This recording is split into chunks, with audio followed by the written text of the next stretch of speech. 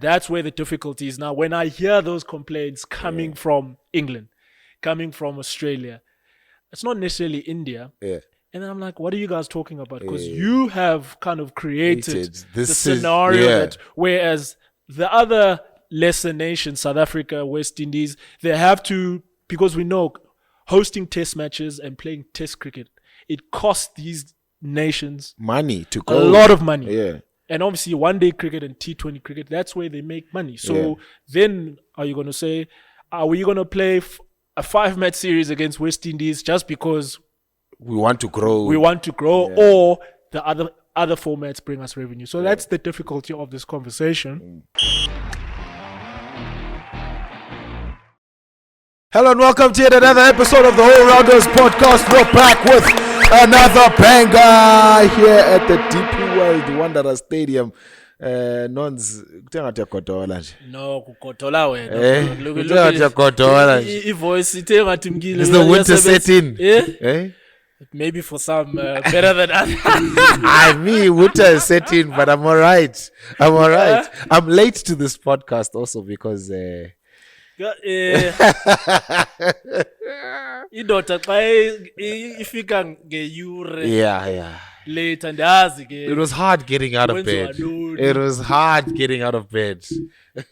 andiyazi kodwa ndiyayazi. No. You good, Nons? Oh, good. Yeah. I mean, it's been an exciting week. Yeah. I mean, I think we've been busy. Yeah. And I think what's been cool, obviously, it's the build-up Yeah. of our topic today. Yeah. Just hearing people, the excitement of it, opportunity for South Africa to Yeah. finally bring. Some sort of silverware. Ne? You World Cup your test cricket. Yeah. You World Cup your test cricket. Yeah. So I think that's going to be quite cool if they can manage to pull it off. Yeah. And outside of that, Pelili football season. Yeah. Well, for some of us, Pelili. Heartbreaky Pelile, Manchester United. Well, okay, Chelsea. The first team to complete We've clocked all Europe. We've clocked Europe. Abba. Ubani. Liverpool. Liverpool. You're Arsenal. Yes. He's an Arsenal fan, I forget. Tottenham Kote. Oh my goodness. Coach that won them. that won a Europe. trophy. But Abba, they're still building. Yeah. No, they're going. It's a 10-year cycle for Arteta. All right, World Test Championship. Yep. It's in a couple of days' time, and like you said, everybody's excited for it. We're excited for it. South Africa is excited for it because this is basically the World Cup of the Test format. Yeah. And it's been a long road. It's a 2-year cycle to determine who the top two are. South Africa and Australia emerged as 1 and 2. So they've earned the right to play in the final at Lords, which is the home of cricket. The lunches are going to be great. Everything is going to be good at Lords. Bangahluthi Yeah, kakhulu. Lords. I'm worried about the bowlers. KG mustn't eat too much there at Lords. But it's been a fascinating 2-year cycle in the build-up to this final. There's been plenty of great cricket being played by all the nations to separate themselves to the top two. And I guess our focus is going to be Australia and South Africa who are going to play in the final. And a particular lens at South Africa, whose road has been a topic of discussion for a lot of the cycle in terms of the quality of opposition that they've played against, the amount of Test cricket that they've played in the build-up to this final. Some saying it's sort of dilutes the purpose of a World Test Championship if some teams are playing 2 test series over a course of a 2-year cycle, which isn't the fault of the member nation, and some playing as many as 5 test series against each other. So it's been difficult to try and suss out and sort of work through all of that white noise per se, because it's been a cycle where South Africa have played really good cricket.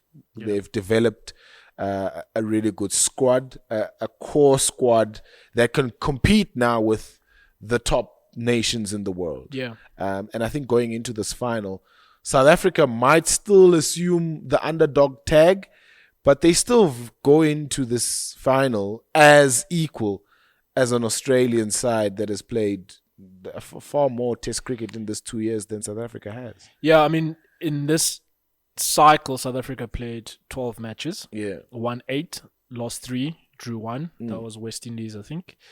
Australia played 19. Yeah. India played 19. England have played the most amount of cricket, 22. Yeah. Won 11. So in itself, it's kind of already telling a picture. Yeah.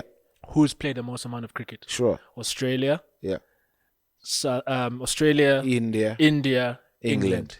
England have played the most. Yeah. And you've mentioned such an important point that England, when they play Australia, they play 5. Yeah.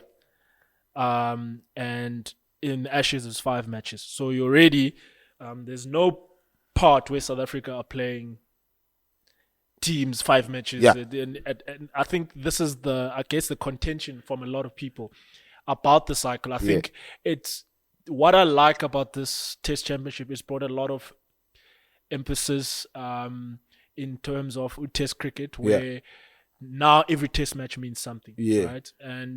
And having a final. Okay, I think the talking point then becomes: is the cycle long enough? Yes. Because does it accommodate everybody playing each other? Because FTP, which is the future tour plan, right, is that it's predetermined for the next 4 years. Yeah. You already know that you're playing these sides. Yeah. So that means not everyone is gonna play all the sides, depending. Like South Africa now, they don't even have a home Test match in 2025. In 2025. Yeah. You know, so that's the difficulty of the cycle. How do you balance? Does the cycle need to be slightly longer to accommodate having more teams? And also, let's be honest, the big 3 have kind of created the situation. Absolutely. Where they now tend to play each other a lot more, because obviously they bring out the revenue. Yeah. And the emphasis then for them is that if we play each other often enough, we make a lot of money. Yeah. And that's where the difficulty is now. When I hear those complaints coming from England, coming from Australia, it's not necessarily India. Yeah. And I'm like, what are you guys talking about? Because you have kind of created the this scenario that, whereas the other lesser nations, South Africa, West Indies, they have to, because we know hosting Test matches and playing Test cricket, it costs these nations money to go. A lot of money. Yeah. And obviously, one-day cricket and T20 cricket, that's where they make money. So then are you going to say, are we going to play a 5-match series against West Indies just because we want to grow? Or the other formats bring us revenue. So that's the difficulty of this conversation. And this is where we feel maybe ICC should intervene and say, okay, guys, minimum 3 tests per series. Yeah.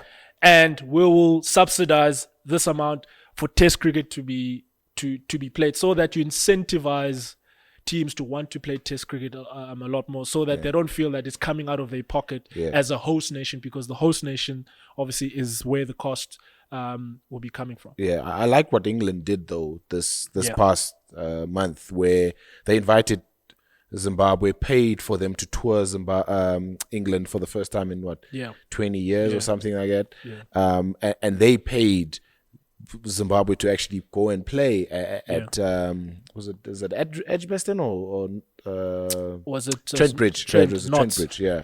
So that for me can still work, when member nations can come together and say, listen, we, in the interest of growing Test cricket, we want to make sure that this format stays alive as long as possible.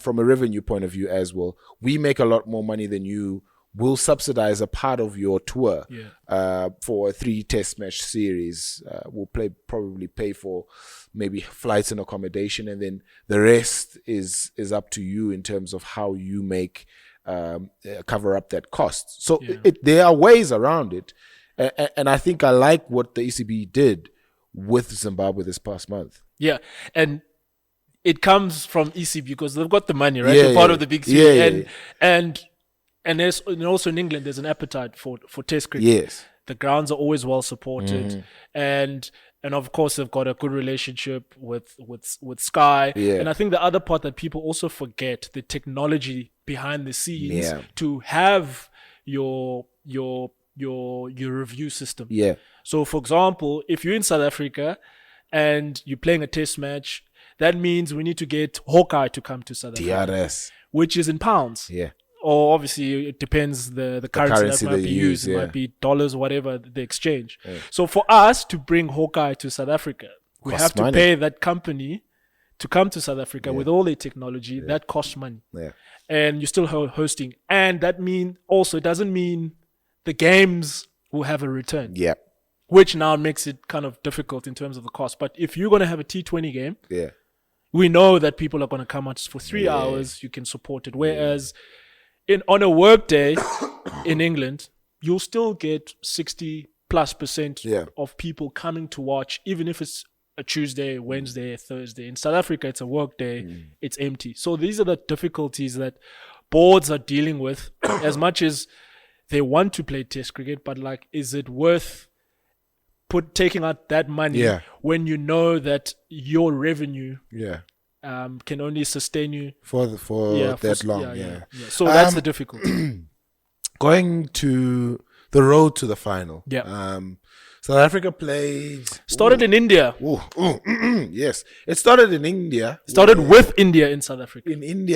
With India in South Africa. Oh, my voice is gone now. So pools are mad. My voice is gone now. What's going on? And this is early part of your weekend. This guy's gonna be. It's gonna be a lot of talking this week. Yeah. Sting a sponsor. Thanks. Don't. If anybody wants to sponsor water, please. For instances like these, when somebody loses their voice, it's a good thing I was prepared.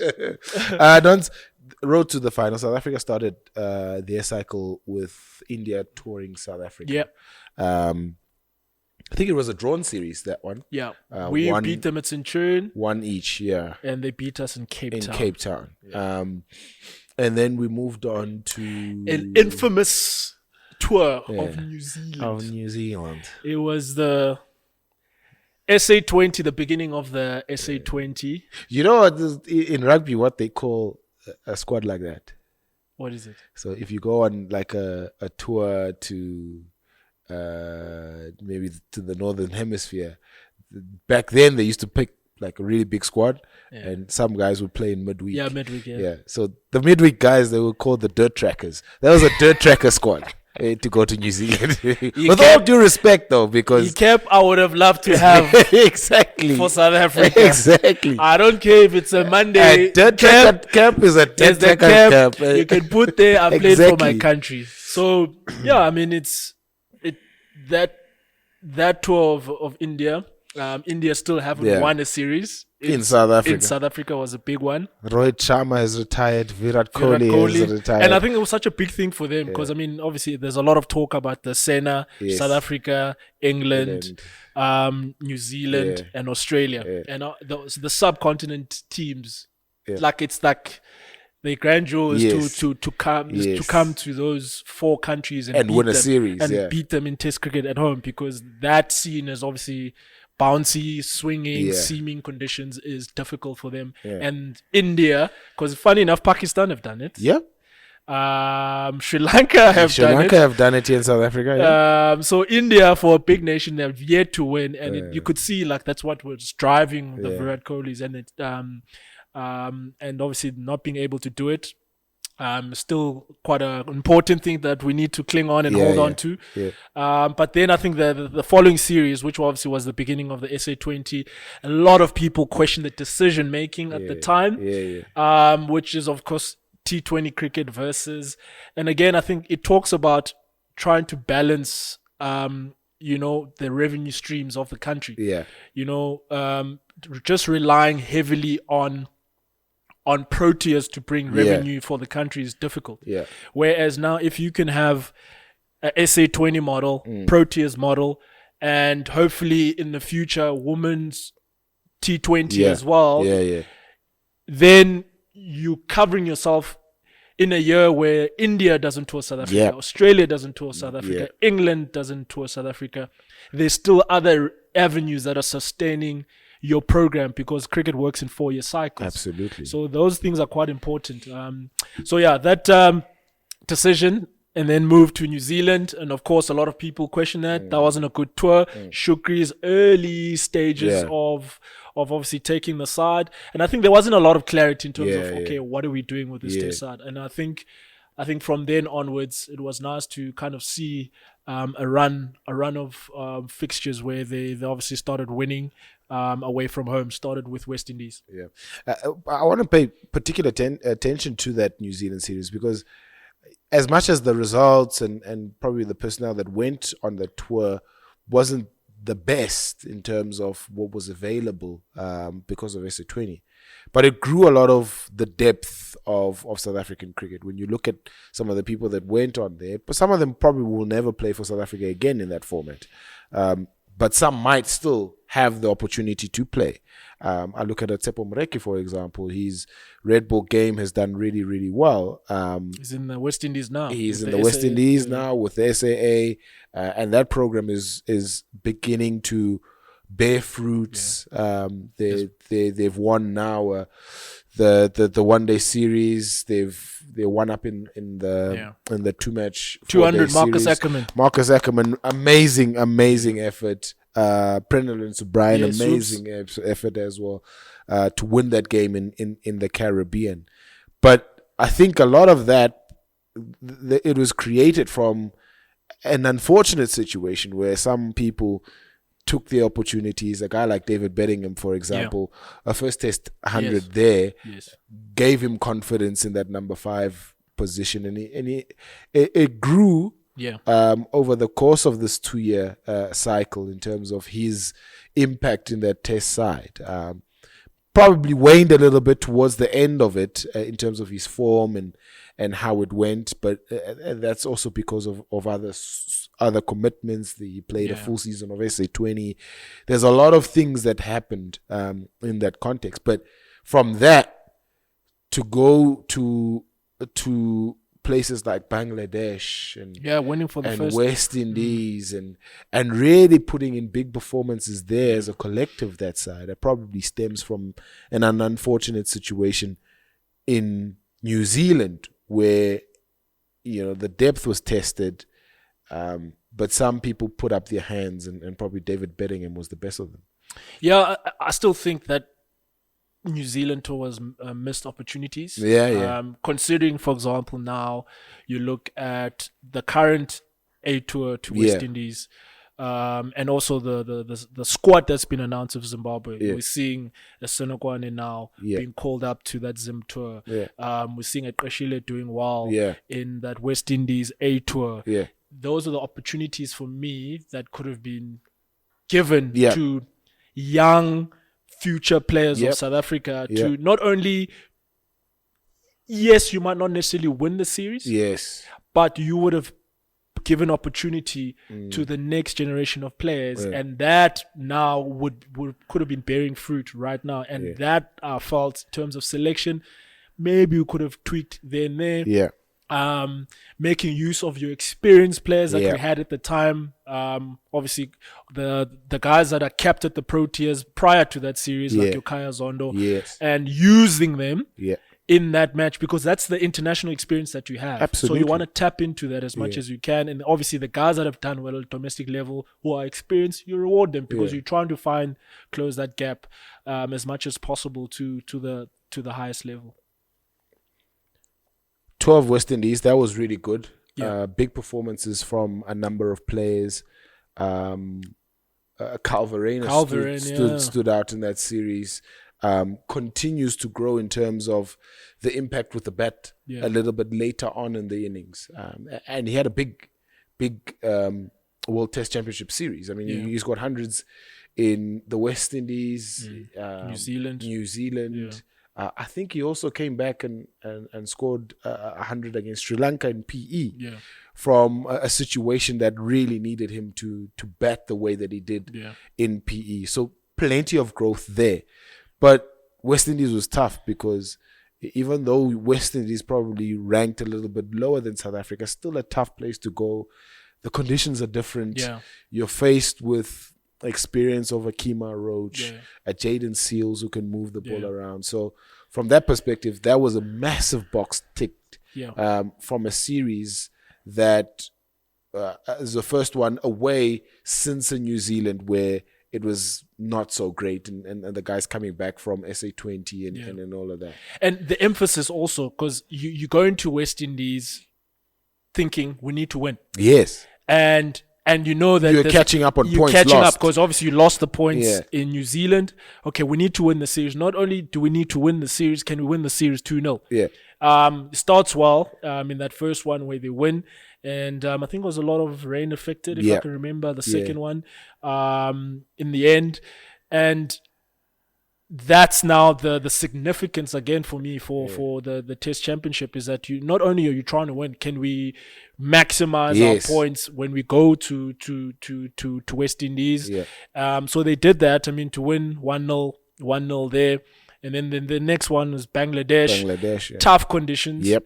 And then again, I think the growth of the batting unit for me has been what has stood out. The amount of hundreds we've scored with our batting lineup in this cycle has been really exciting. Yes, in terms of, I think the best part about that Bangladesh one is to score big runs, because I mean the West Indies, it was quite a tight series where you feel like 300 plays to it's quite tight. And then the bowling makes a huge difference, where that one in those conditions where guys literally batted Bangladesh out, and of course the likes of Varane, Vian Mulder, scoring the 100, Tristan Stubbs. Those were important. Skipper as well, I think. So those things were quite important to see the batting unit grow. We can't forget, I mean, the captain in this cycle has been absolutely outstanding. I think average 60 over 60 61 in this cycle.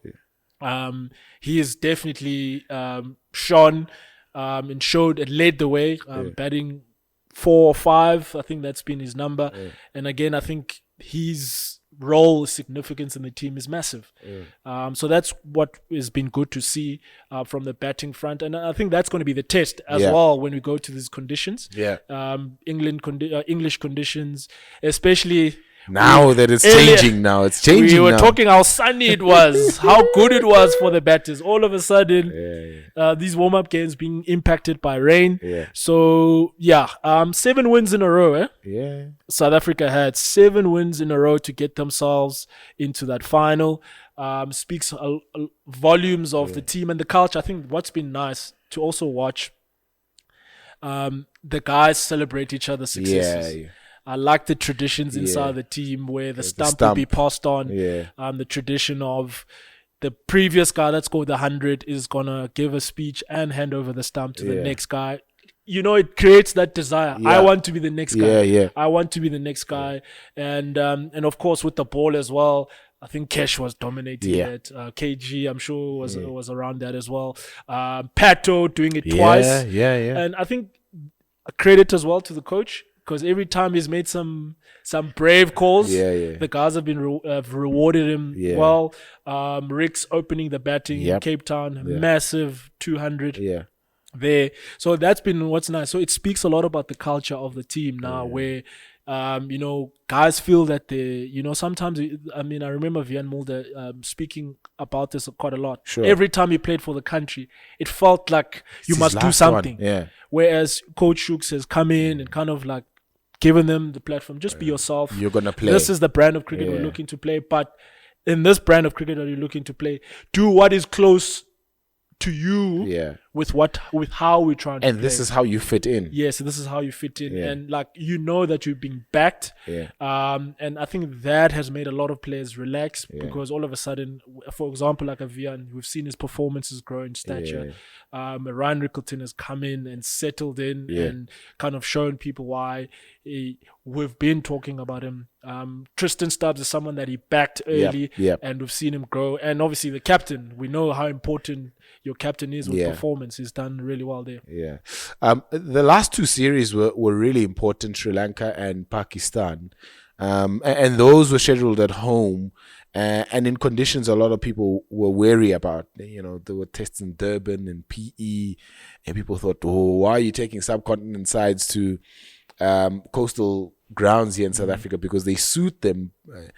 And I think I remember saying this, it might have been on social media, and I thought that this South African side, despite them taking opposition to conditions that might favor opposition, they've now grown a skill set that is able to compete against any side in any conditions. Yeah. And I think I was basing that off of wins in the Caribbean, wins in Bangladesh, where I don't think a lot of people expected South Africa to bat the way that they did. Yeah.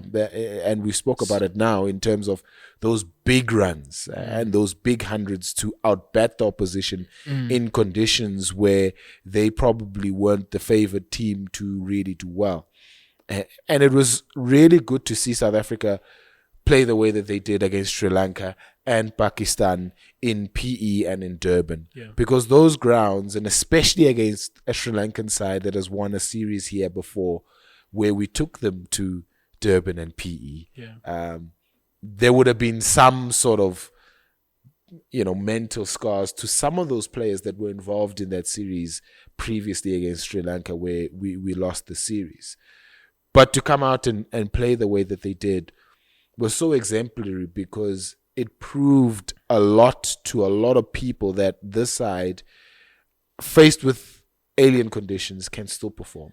And I think that was the biggest tick in this World Test Championship cycle for me, in terms of how much grit, how much determination, how much adaptation that this side has in going to a final at Lords. Lords might be completely different, which is the point of the exactly. final being at a neutral venue. Like that's the point, is that yes, could maybe potentially be a 2-match, 3-match series between the finalists to decide. That's a different conversation as well. So that it's not just a one-off. Yeah, one-off where I win the toss in seeming conditions in England, I lose the game. I skittle you out for 180. And then we know how the conditions there at times can be in your favor. But I think what's important for me, like you said, is, and this is the frustration that I've had about this conversation of South Africa's path. They had to go to Bangladesh. When was the last time some of the big nations went to to Bangladesh?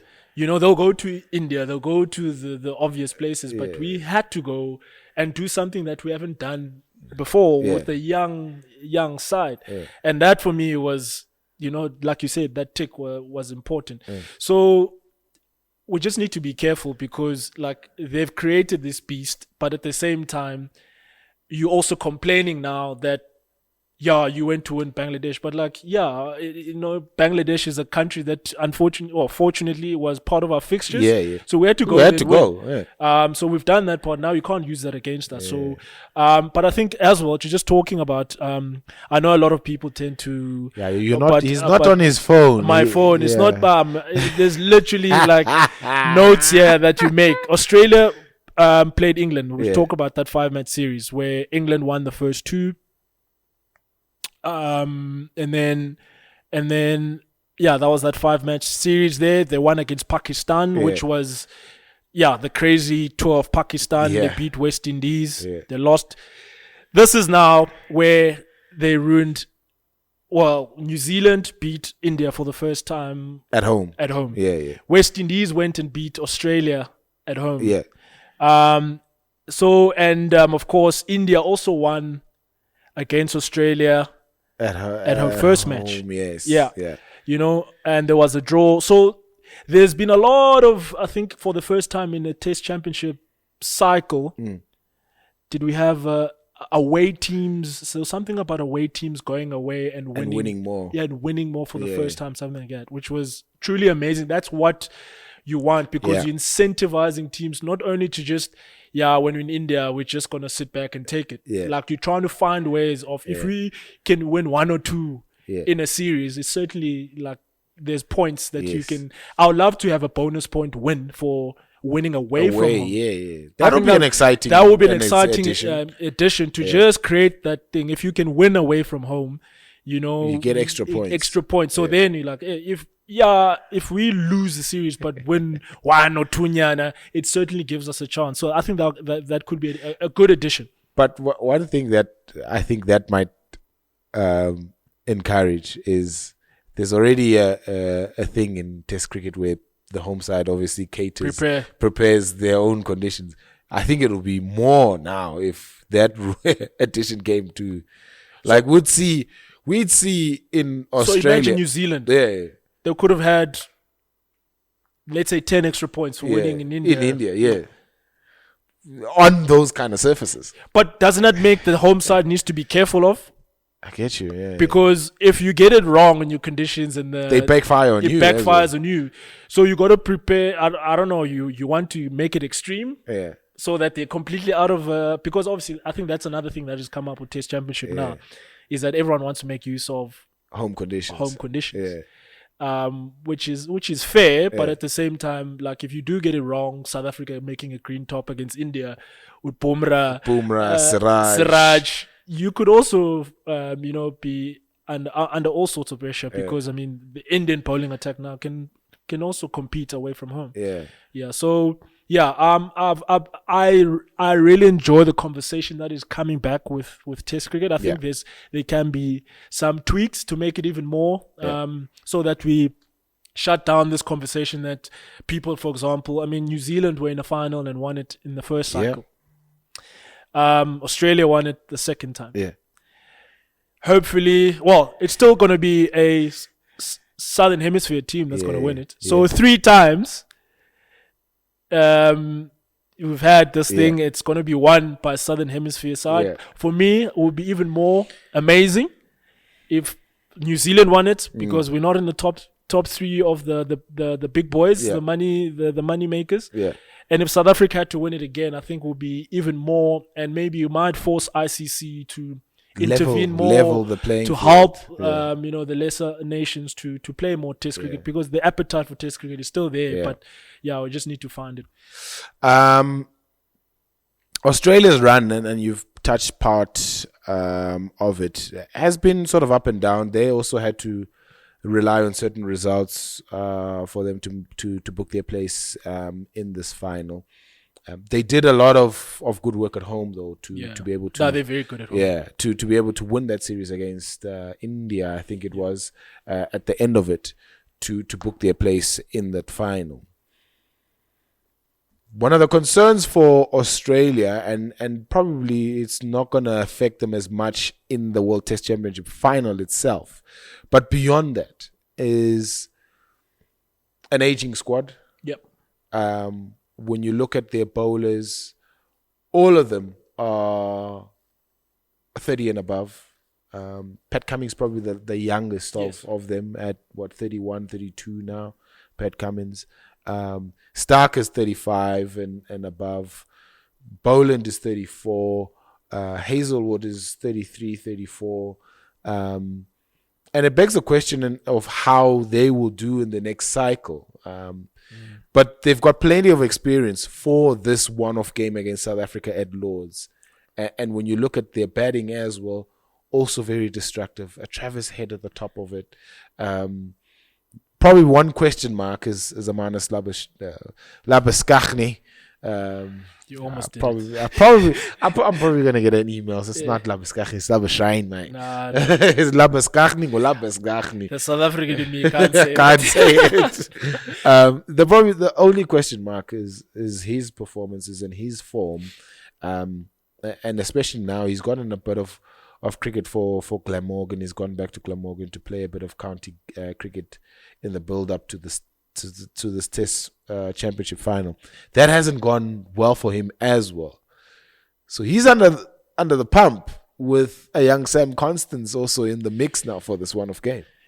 Yeah, I think, I mean, in terms of experience, I mean, they've been there, they've done it. They've been a team that has been 1 or 2 changes that have come in that side. Obviously, Green I think has been a massive addition because not only bats 6, he's a guy that can bowl 140 height, and to have, especially like you said, Mitchell Stark Pat Cummins, Yeah. Hazelwood, Yeah. and Nathan Lyon Yeah. have carried most of the burden with that bowling attack for a long time. To have that fifth bowler certainly plays a big role but for me, like you said, like it's one of the most potent bowling attacks in all conditions. Absolutely.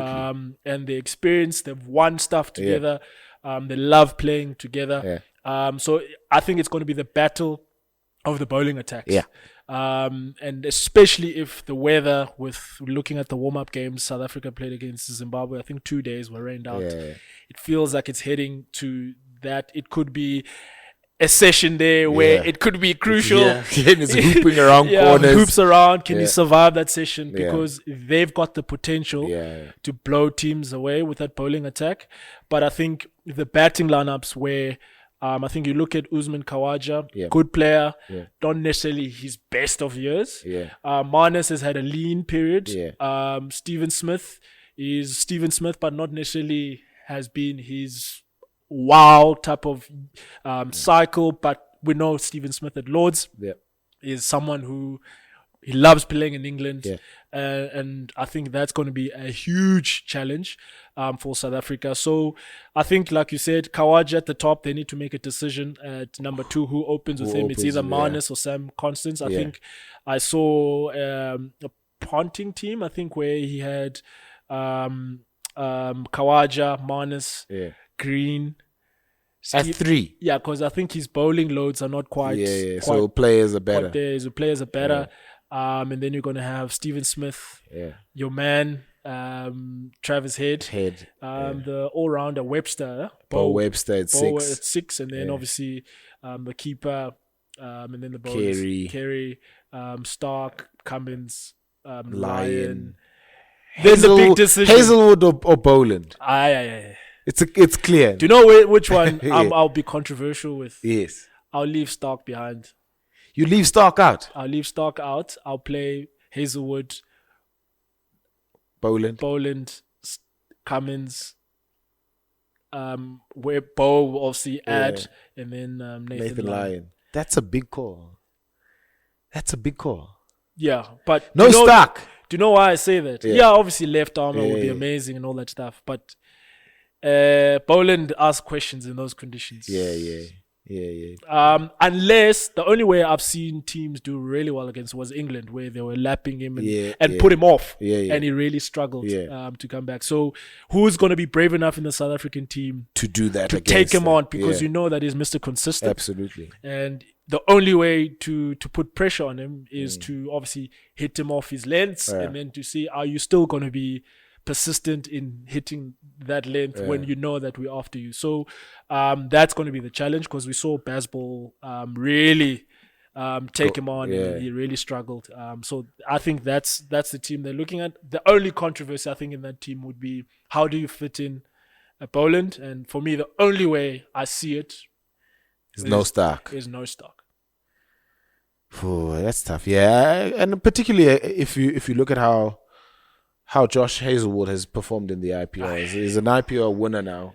His skill set has gone through the roof. Yes. And a lot of it is owed to his evolution in T20 cricket. Yes. And that has paid a huge... He's always been that guy in red ball cricket, but I think he's added an incredible skill set now because of his exploits in T20 cricket. I was just very keen on that opening spot. Steve Smith has done it before, but I've heard he's done with I've heard Pat Cummins say Steve Smith is going to bat at 4. There's no way that he's going to open in Test cricket anymore. So that leaves Sam Constance and a shootout between him and I guess Marnus Labuschagne. I think Marnus might just move up. I'm looking at between 2023 and 2025 leading run scorers. It's been Joe Root. Just under 2,000 runs, 1.9, averaging 54. Jaiswal has been amazing, 52, 1,798. Duckett, Mr. Don't leave any balls outside off stump, 1.4. He plays everything. Yeah, Harry Brooker also had an amazing year, Yeah. averaging 50. Kawaja has 44. Yeah. Stephen Smith, his lean period. Yeah, but he's still 51. 51 average. Man. And then Travis Head, who I think is, for me, Key. is Mr. Key. He's just game changer. Yeah. Not necessarily the highest of averages, is 35, but The impact. strike rate of 81. Impact, yeah. And then you look at, there's not a lot of South Africans there except for our skipper. Timber. Yeah, so it just shows you, yes, they've got the experience in their batting lineup, but we will have to, like, I do feel it's a battle of the bowling attacks. But I think it would be remiss of us to not talk about Mr. Rabada. Yeah. I think he's had an outstanding, 48 wickets Yeah. in this cycle so far, Yeah. which is truly amazing especially for a team where we're not playing a lot of test matches. 48 wickets in 2021-23 cycle. Yes. Took 67. Yep.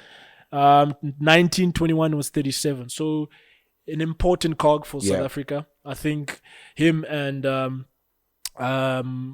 Janssen are going to be huge. I think as well South Africa had a good beat England in the first match in that tour at Lord's, and they'll definitely remember the tour really well, especially the first loss in the baseball era. Yes. Yeah.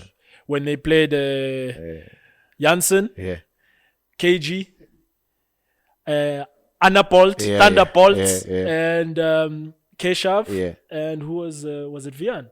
I think it was Mulder. Yeah, it was Vian. I mean, that bowling attack. That's when we thought baseball might not survive. Because it was literally a proper bowling attack. So I think South Africa will be relying on that. I like the fact that they also tapped into Stuart Broad. I think those game plans for me are going to be huge in terms of tapping into how do you bowl to Stephen Smith. Sure. The game plans that even Stuart Broad had against Marnus. Yes. Bowling way outside of stump, making him fetch balls outside of stump. Kawaja. That inside, that Kawaja. Angle in. And I think there's no better. I think I was looking at highlights as well. Kagiso Rabada has certainly taken Kawaja on a couple of occasions as well. I remember that Yorker in Australia. That's a beauty. So it's a beauty. I think early wickets is going to be massive for South Africa. I think not having Andrik Nokia could have been a massive addition to follow up that bowling, those two, Kagiso and Janssen. But I think maybe there's a little bit of contention how the South African team might look. I don't know your views, what your South African team looks like. It's a tricky one. I mean, anybody can play in that test side. And you've got a coach that can do that. Yeah, and you've got a coach that can spring a surprise on you. I think I asked him when they were announcing the squad at CSA HQ about particularly the number 3 position. Last test match it was Vian Mulder. Did you see the little clue there against Zimbabwe? Yeah. Did you see the clue? Yeah. Who was batting 3? Mulder. Okay. Yeah. So that's the interesting part for me in this build up. Like who's gonna be selecting it, and especially that position. Rix has nailed it down. He's already confirmed, right? Yeah. Said Rix, Markram. Markram is actually interesting. Averages 60 against, I think, Australia. Yeah. He's got a really good average. He's got a very good record so we're against Australia. Yeah. So the first 2, it's done. Yeah. What's your number 3? Then, number 3 is so difficult, man. Like, it's so hard to even predict. The trend says it's either Vion Mulder or Tristan Stubbs. So those 2 are in contention for that number 3 position. But then if you leave out Mulder at number 3, he kind of has to play lower down the order. 4 has been nailed down by the skipper. Yeah. Number 5, and I guess this is going to be something that is set in stone. He spoke about it at length, Shukri Conrad, about David Bedingham being the guy at number 5. Spoke to him at that announcement about whether there was a temptation of, adding an extra batter to the touring squad in maybe a Bretsky or a Maverick. a Brevis or to fit in that role. But he was like, I'm not changing Pretorius, it. yeah. I'm not changing you it. got to reward the guys that got you there as well. I'm not changing it. It's So been a cycle. exactly. Yeah. So David betting him at 5. Can I just say something? Yeah. A thought that Chris Morris actually gave me, Yeah. which was cool. What number does Bettingham usually bet in his teams that he bets? Durham 3, right? and Western Province is coming in at 3, yeah. And he was like, how about you give him more responsibility? Because I like what you're thinking, because I think Yeah. Shukri is going to look to protect his key batters. Yeah. His key batters are Temba and Temba Stubbs. and Stubbs. And you don't want them coming early Yeah. to like 3 and 4. Yeah. So then that means early spell of You're Pat Cummins, exposed. early spell of Stark, Yeah. early spell of Hazelwood. Yeah. I'm not saying they sacrifice, but like we know that Vian is good enough, he's got the technique Yeah. to be there. Bettingham can also do that. Yeah. But we know the brand of cricket that Bettingham likes to play. He Yeah. likes to take the game on, right? Yeah. So he could technically be another guy that could bat 3. Temba 4, Stubbs 5, and then you put Vian 6. And then you can put Carl Verheyen 7. And then you still have Marco Jansen at 8. And then it's KG, Keshav, and then you got to decide. Paterson or Ngidi? Or Bosch. Oh. Oh, man. So I said, Yeah. to be honest, that if it moves it's been hot, Yeah. but like we're moving now, they might want a little bit more pace. But like I do feel if it continues to rain like it's been doing, probably need to look at the forecast as well. Yeah. I think there's a forecast for day 2 rain. Yeah. We do get that bonus extra day as well. Yeah, the 6th day. Sixth Yeah. day. Yeah. If you lose out a On day, a day, right? So Pato becomes key Mm. if the conditions, because he'll test the techniques a lot more in terms of his consistency. Yeah. But He's recently played against Manus Labuschagne in county cricket also. Yeah, and I also heard with Ngidi being there, them liking how he operates, because remember, a lot of people, the slope. Yeah. Some guys, obviously, it's their first time. Yes, it helps Pato that that's his home ground for Middlesex. But it's those conditions where they might also prefer Ngidi because of being there, understand the conditions, and of course that consistency outside of stump as well. So that's going to be interesting to see. And Coach Shooks is not scared of, throwing a spanner into the works. Who edges it though? Ngidi or Pato? Because when you look at it, Pato's been playing 2 fifers. Yeah, like Two he's and Ngidi hasn't played 2 fifers. a lot of Test cricket in that cycle. Yeah. So not even first class cricket. Exactly. So there's that element. Yes. But you also still want the benefit of having a Ngidi who can operate on the slope. Yes. But you got to reward a guy that's Yes. done really well for you in the cycle. 2 fifers. Yeah. His home ground is Middlesex, which is Lords. Yeah. And he probably, out of all of South Africa's, except probably KG, who's played there a couple of times now, has proper knowledge of bowling at Lords. Yeah. So I think Shukri has got a big dilemma in his hands in terms of that final selection of that bowling lineup and the complement of it. Keshav is definitely playing. KG is definitely playing. Marco is definitely playing. Vian is definitely playing. Yeah. So it's one position. It's one position in that bowling attack that he's probably got to sort out. He needs to decide on what does he want. And what does he want? Does he want extra pace? Extra pace in Corbin with Bosch? the batter? With the batting. It's concerning though if you think you must bat all the way to like. So if the top 6 can't do a job for you, then you're under the pump. Yeah. So a Bosch, a Ngidi, or a Dane Paterson. I think a lot of people, I mean, just seeing some of the comments around, a lot of people are leaning towards Pato. Yeah. Because obviously what he had done, and obviously taking the fifers, and I think he will be Mr. Consistent. The only thing that I to be honest, outside thought that I had about it was that the makeup of the bowling attack.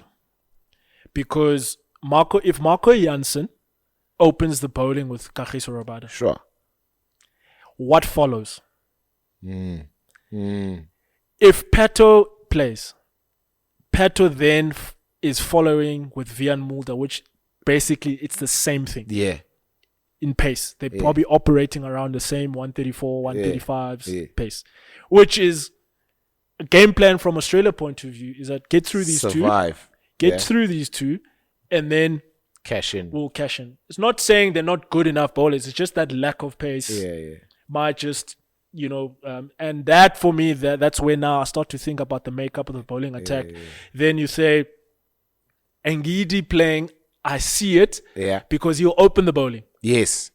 Then you have KG coming after. KG now, when you're thinking, okay, we've got through that. Then Kagiso, and you also given Kagiso a bit of freedom to run in and bowl, because you know that Vian Mulder is going to hold an end. You got Keshav is going to hold an end. Whereas you end up having three bowlers, because Kesh is going to hold an end from day 1, day 2, day 3, because there might not be a lot that is happening. Pato might, maybe if it's conditions, it might swing it around. But once it's hot, or the sun is shining, it's flat, then he also has to do basically a containing job with Vian. So you have 3 bowlers and 2 bowlers striking, having to strike. Then that's when your dynamic of your bowling attack is maybe slightly under pressure. Whereas Ngidi might provide that control, with obviously being a wicket taker.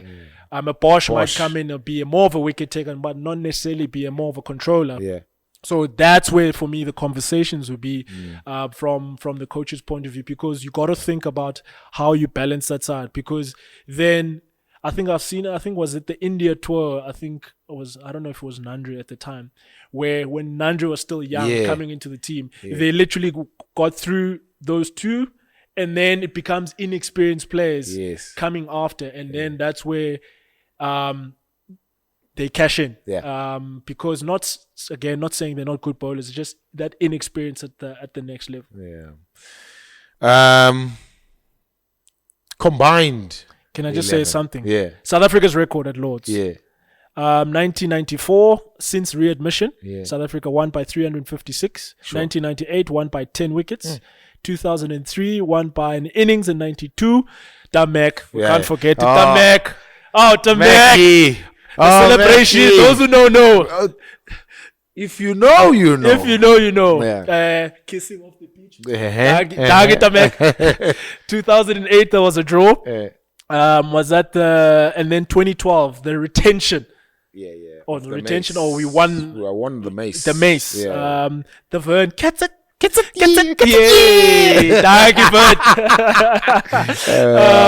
What a team that was. 2012. Won by 51 runs. Really good side. And then 2017, our only loss. So South Africa does have a good record at Lords. 2022, which was obviously Bazball. We came there and showed them we won by an innings and 12 runs. So South Africa got an outstanding record at Lords since readmission. Because 1912 it's a different team. In fact,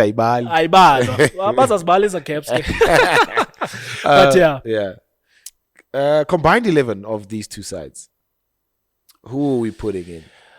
Okay, number 1. Obvious. We've mentioned Kawaja. Usman Kawaja. Usman uzovula nabani? Because I think both teams have struggled with number 2. For experience, I'll put Markram. We did say he's got a good average. But not necessarily his best of test cycles. No. But still performed well enough. Okay. Markram 2. 3. Does Manus shade it? Because No, I don't put Marnus in. I see where you're gonna go. Ricks. Smith. Oh, Ricks. Oh. Ricks 3. Actually, Ricks is supposed to. No. Markram and Kawaja. Okay, I'll tell you mine. Markram, No. Kawaja. Okay. Ricks at 3. Steven Smith at 4. Temba Bavuma at 5. I'll go Cameron Green at 6. Travis Head. Travis Head. Oh my goodness. No, you messed it I up. need a keeper. You messed it up. Travis Head. It's. Travis Head at 5. Oh man, it's tough. Are you basing it on your, or are you basing on this cycle? On this cycle, yeah. Okay. On this cycle. Travis Head at 5. You had your skip Temba. I'm gonna have to leave Ricks out, unfortunately. Markram has to be out then. No, I'm keeping Markram as an opener. Steven Smith at 3. Temba Bavuma at 4. Travis Head at 5. I'm gonna need a keeper. I need an all-rounder at 6. I'm gonna put. Oh man. Though he hasn't played a lot of cricket in that cycle. Sam Carey, Alex Carey, sorry. 35 average, 954 runs, 60. I go Verena as my keeper. Sure. Verena is my keeper at 7. I'll go Green at 6, although he hasn't played a lot of cricket in this Verena does shade. Yes, Carey does. Carey 37. Yeah. 8, and then I'm gonna have to go. I need to decide between the two spinners, and I'm gonna have to go Nathan Lyon. Gary at 8. Oh, Gary. I'll go Pat Cummins at 8. Gary at 9. Then I'm gonna go KG at 10, and I'm gonna have to put in. I don't have a left armer. Stark. 72 wickets. Stark. I gotta go to Stark. Then I don't have KG. 72 wickets at 27. Oh, you have to have KG, Chief. This was. Oh, I did put KG at 10. You did. Yeah, I put KG at 10. That's me. You left Hazelwood. I left Hazelwood out. I left the captain of Australia out, and Pat Cummins. And I've left who else out? I've left. So in the Bo bowling Webster. front, just looking at wickets, Pat Cummins, Bumrah was number 1, 77 wickets. Yeah. Cummins was number 2, 73 wickets. Then I have to have Cummins. Stark, 72 wickets. Oh man, that's tough. 24 average for Cummins, 15 for Bumrah. Stark at 27. That's crazy. Nathan Lyon 24 with 66 wickets. Yeah, Gary. Yeah. And then I'm going to find Hazelwood 57 at 19. Yeah. Had a couple of injuries which kept him out. kept him out. And then South African first on the list is KG Rabada. He played 10 matches, 47, 19. At 19 apiece. 19 apiece, 37.89 strike rate. That's crazy. Bumrah is the only one who beat him at 30. That's crazy, man. Yeah. And then Keshav at 40 wickets with 20 average. Really good. Yeah. That's really impressive.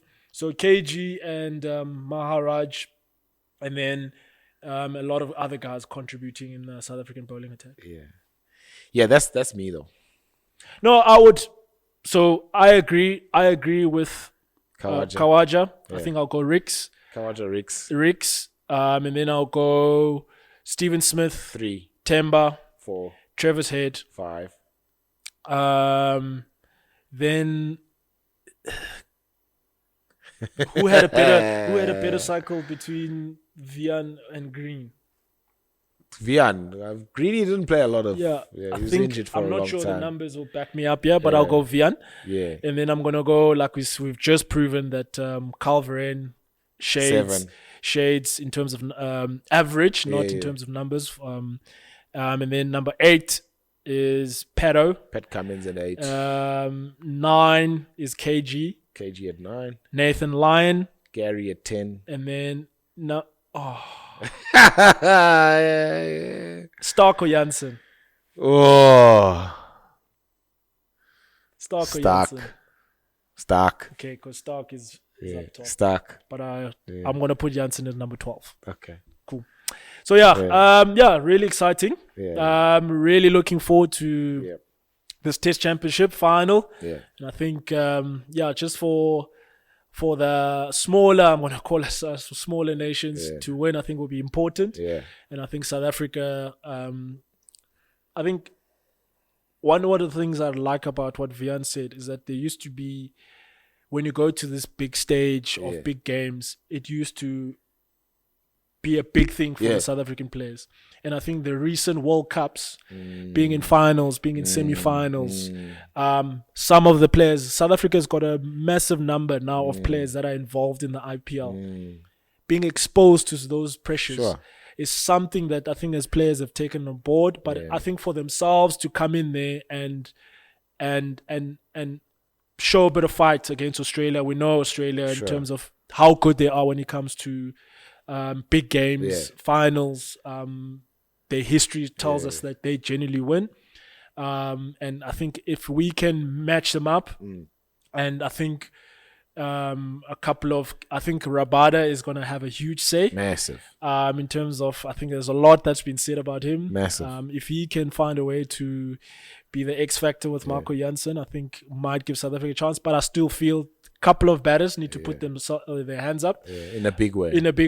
I don't think Markham necessarily had a big cycle, but like if you can turn up in this moment, make a huge it erases the whole cycle. Let's finish off, and I want to spend like 10 minutes on this. South Africa have announced the squad that will play against Zimbabwe in a 2-test match series. Bulawayo and I think Harare, the two venues.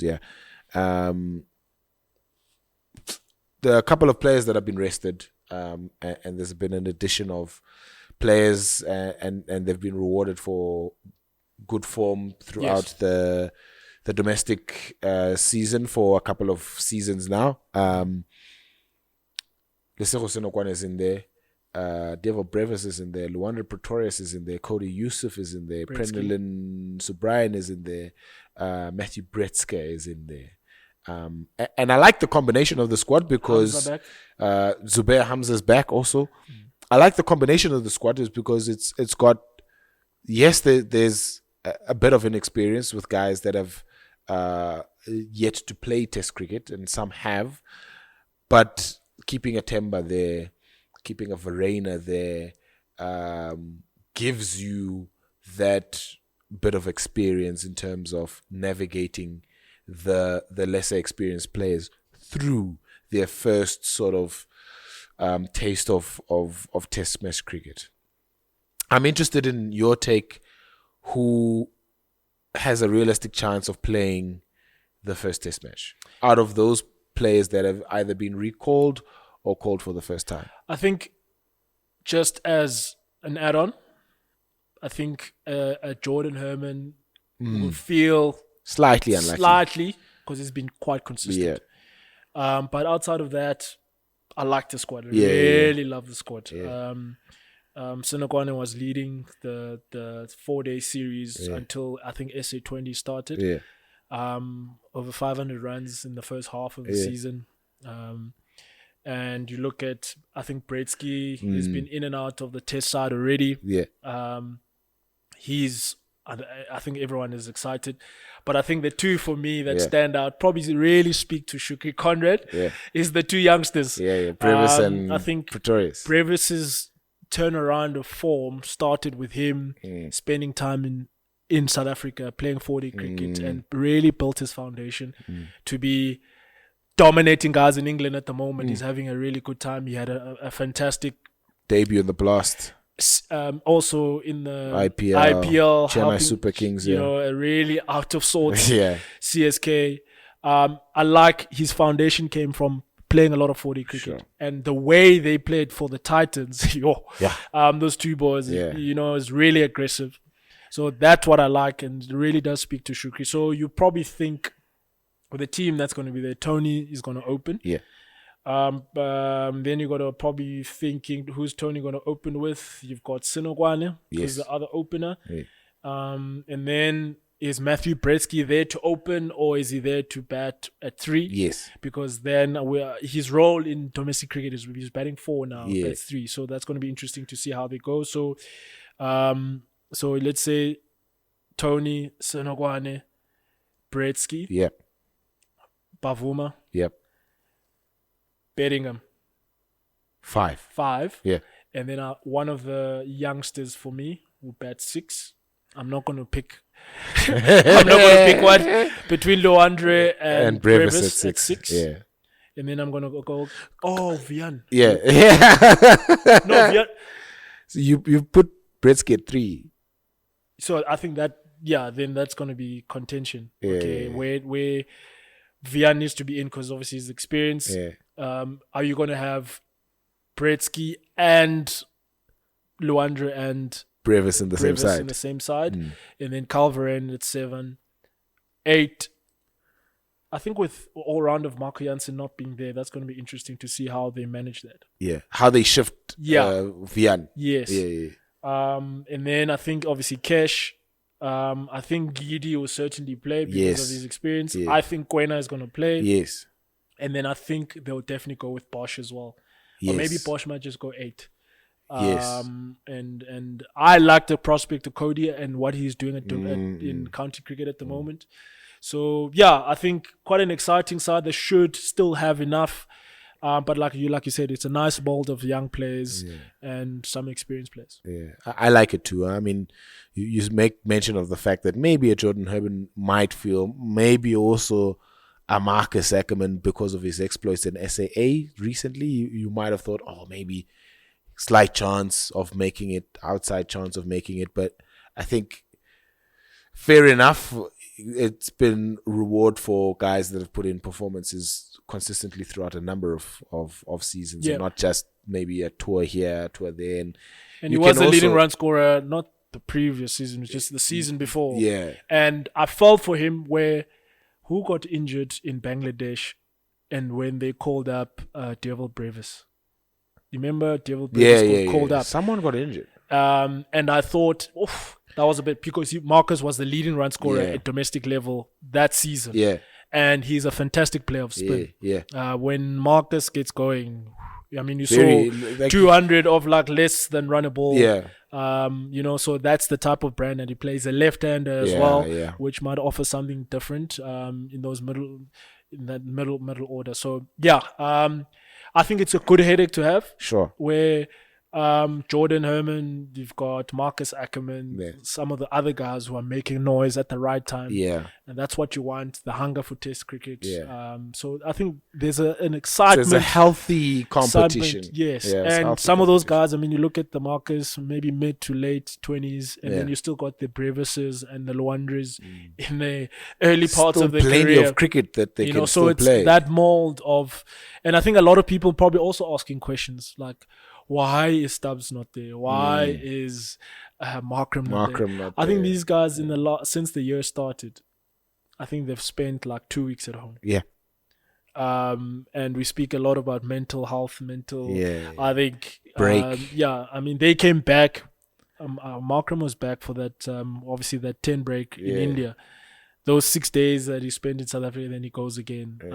So it's quite important to also give balance to those guys, and I think that's a context as well for why they're not there. Yeah. All right, Nons. Who are you giving it to? World Test Champion Final. Man, I'm the ultimate patriot. Okay. Ultimate patriot. Protea fire.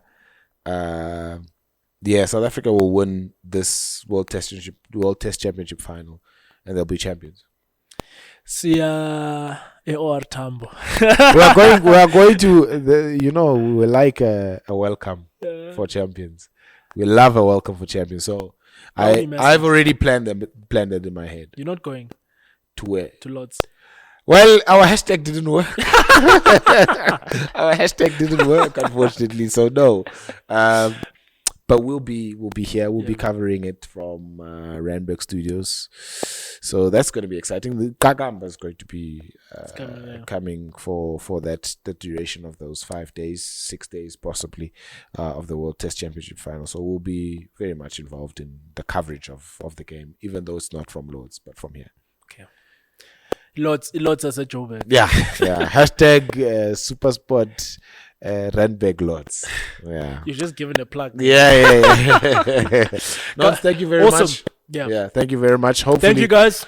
We'll catch up with the post-mortem of the World Test Championship final. Hopefully, we're speaking here as World Test Championship champions. Thank you very much. Yes, guys, We'll thank you. see you next time.